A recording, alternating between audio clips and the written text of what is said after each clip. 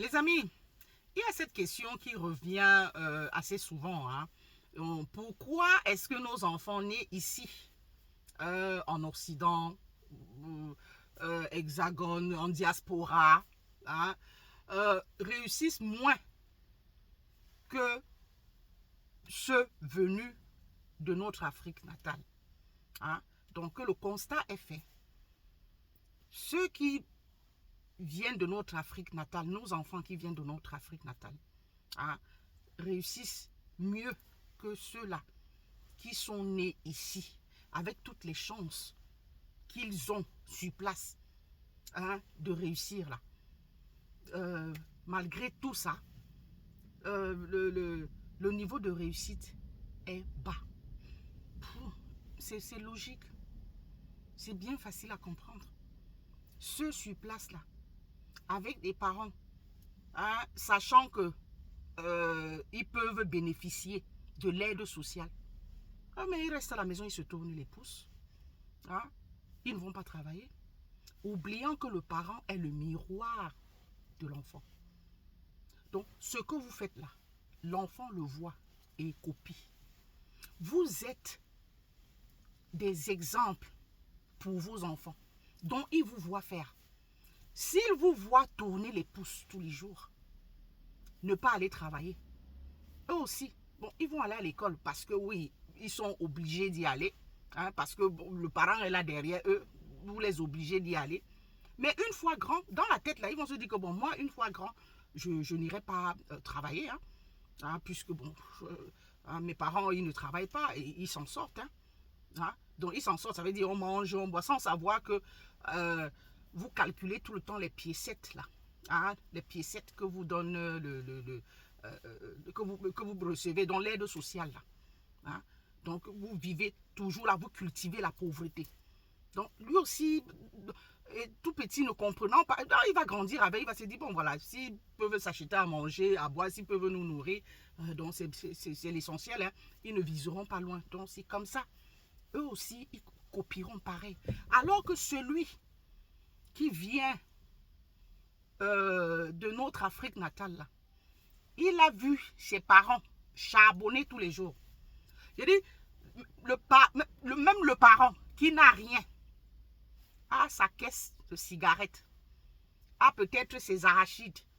Hein? La maman porte son plateau d'arachides pour aller vendre. Donc, il voit sa maman sortir tous les matins, très tôt, 5 heures du matin, avec son plateau d'arachides, aller vendre et revenir soit dans l'après-midi ou le soir. Donc, quand il voit ça, il se dit non. Donc, moi aussi, je dois sortir tous les matins. Peut-être faire mieux que mes parents. Je dois être plus productif que mes parents. C'est ça. Donc, il voit ses parents sortir tous les jours. Ah. Donc, j'ai pris l'exemple le plus bas. Ah. Donc, cette famille-là qui vit peut-être dans la précarité absolue. Donc, la maman sort tous les matins. Au lieu de rester à la maison, elle reste à la maison. Que si le papa, lui, il ne s'en sort pas tant que ça. Il faut bien qu'elle sorte, qu'elle fasse quelque chose. Hein, pour qu'il puisse joindre les deux bouts. Quand l'enfant voit ça, lui-même, il comprend, il intègre qu'il est obligé de sortir. Obligé. Mais ici, puisque le système, alors que ce système a été mis en place, c'est pour venir en aide à ceux-là qui vivent dans une certaine précarité. D'accord? C'est pour les aider à s'en sortir. Mais les frères et sœurs arrivent ici, deviennent plus feignants que je sais pas, plus feignants que ceux qu'ils ont trouvés sur place. Hein? Ils embrassent le système là. Que ben, je vais travailler pourquoi? Il y a le, disons, donc je vais rester là, je fais mes mounas, hein? Et puis bon voilà, l'aide sociale, je recevrai l'aide sociale, je vais vivre de ça, sans savoir que vous cultivez la pauvreté. Parce que ce sont les piécettes là. L'argent qu'on vous donne là, vous ne pouvez pas épargner. Vous avez payé le loyer, payé ceci, acheté à manger, machin, ceci, cela. Il n'y a plus rien, il ne reste plus rien. Donc vous vivez limite. Hein? Juste.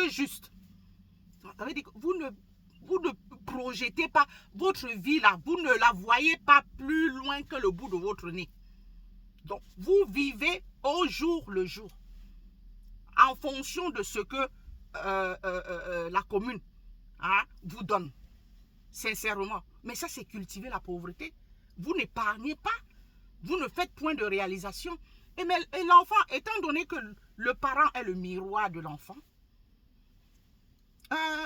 il vous voit tout le temps traînasser dans votre fauteuil. Après avoir fait vos tâches ménagères, vous vous asseyez devant la télé à ne rien faire. Pour peut-être celui ou celle qui sort, elle va aller faire peut-être 1 heure ou 2 heures de travail au noir et puis revenir à la maison. Comment est-ce que vous voulez que cet enfant-là se lève, ait aussi la niaque de sortir pour aller travailler? Ah non! On se dit que mes parents, mais ils s'en sortaient, ils nous nourrissaient, sans savoir que vous faisiez ça, comme ça. Pour qu'il y ait à manger, que vous passiez le temps à compter les piécettes là, pour qu'ils puissent avoir à manger sur la table. C'est inculquer les valeurs à ces enfants-là.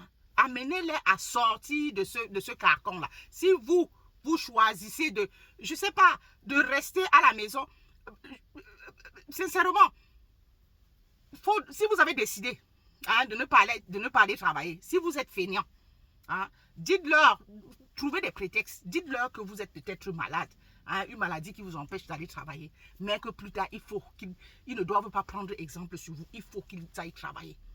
D'accord? Au lieu de les laisser là comme ça, rien, vous ne leur dites rien, et c'est comme ça qu'une fois grands, eux aussi, c'est ce qu'ils feront. Ils reproduiront la même chose. Et c'est normal, ce n'est que logique. Ce n'est que logique. Ils prennent l'exemple sur nous. Les parents qui sont sortis tout le temps, chaque jour là, l'enfant automatique, il sait qu'après l'école là, il sait que le parent a été petit et il a travaillé, il a été à l'école. Donc après l'école, c'est le travail. Quand on est grand là, on doit aller travailler.